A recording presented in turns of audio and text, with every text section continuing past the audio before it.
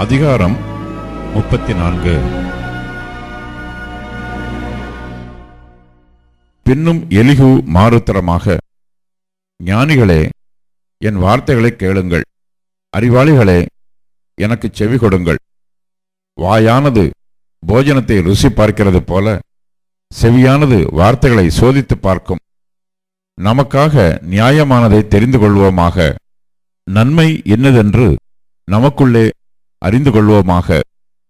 யோபு, நான் நீதிமான், தேவன் என் நியாயத்தை தள்ளிவிட்டார் என்றும், நியாயம் என்னிடத்தில் இருந்தும் நான் பொய்யன் என்று எண்ணப்படுகிறேன், மீறுதல் இல்லாதிருந்தும் அம்பினால் எனக்கு உண்டான காயம் ஆறாததாய் இருக்கிறதென்றும் சொன்னாரே.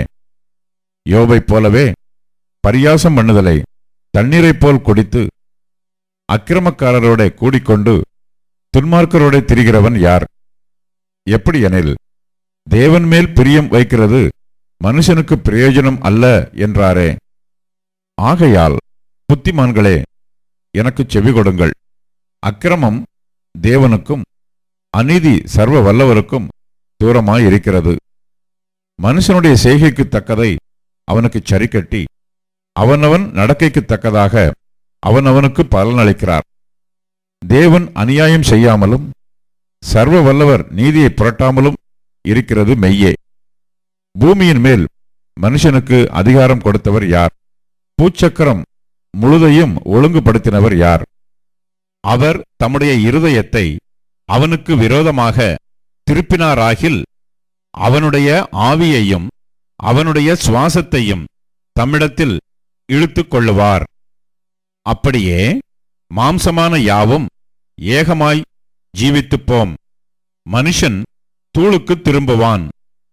உமக்கு உணர்விருந்தால் இதை கேளும், என் வார்த்தைகளின் சத்தத்துக்கு செவிகொடும். நீதியை பகைக்கிற ஒருவன் ஆளக்கூடுமோ? மகா நீதிபரரை குற்றப்படுத்துவீரோ? ஒரு ராஜாவை பார்த்து நீ பொல்லாதவன் என்றும், அதிபதிகளை பார்த்து நீங்கள் அக்கிரமக்காரர் என்றும் சொல்லத் தகுமோ? இப்படி இருக்க பிரபுக்களின் முகத்தை பாராமலும் ஏழையை பார்க்கிலும் ஐஸ்வர்யவானை அதிகமாய் எண்ணாமலும் இருக்கிறவரை நோக்கி இப்படி சொல்லலாமா? இவர்கள் எல்லாரும் அவர் கரங்களின் கிரியையே. இப்படிப்பட்டவர்கள் சடுதியில் சாவார்கள். ஜனங்கள் பாதி ஜாமத்தில் கலங்கி ஒளிந்து போவார்கள். காணாத கையினால் பலவந்தர் அழிந்து போவார்கள். அவருடைய கண்கள் மனுஷருடைய வழிகளை நோக்கி இருக்கிறது, அவர்களுடைய நடைகளையெல்லாம் அவர் பார்க்கிறார். அக்கிரமக்காரர் ஒளித்துக் கொள்ளத்தக்க அந்தகாரமும் இல்லை, மரண இருளும் இல்லை. மனுஷன் தேவனோட வழக்காடும்படி அவர் அவன் மேல் மிஞ்சினதொன்றையும் சுமத்த மாட்டார்.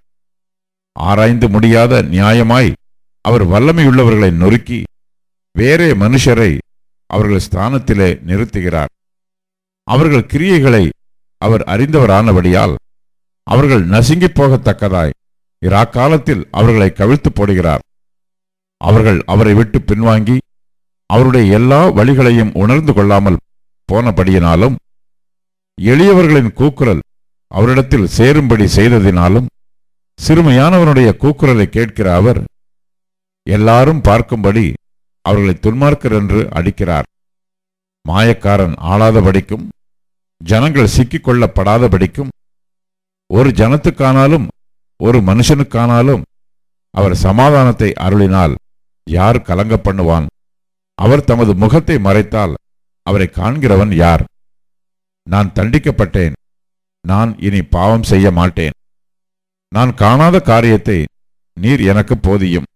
நான் அநியாயம் பண்ணினேனானால் நான் இனி அப்படி செய்வதில்லை என்று தேவனை நோக்கி சொல்லத் தகுமே.